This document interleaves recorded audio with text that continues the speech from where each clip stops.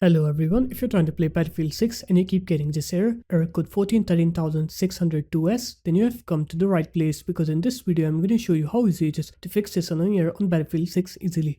So first off, what you're going to do is you're going to go to your Battlefield 6 directory. So you're going to right click on your Battlefield 6, go into properties, and then you're going to go into install files. You're going to click browse on here, and then you're going to go into EA anti-cheat, and then you're going to right click on EA anti-cheat installer, and then click run as administrator, click yes on here. And now what you're going to do is you're going to click repair.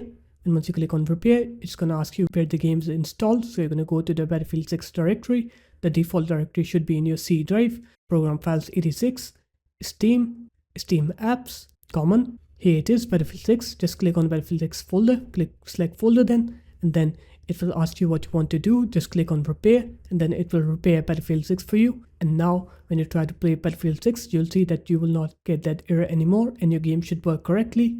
So there it is guys, that's how easy it was. If you guys found this video helpful, make sure to leave a like, comment and subscribe to the channel, and I'll see you in my next video. Peace.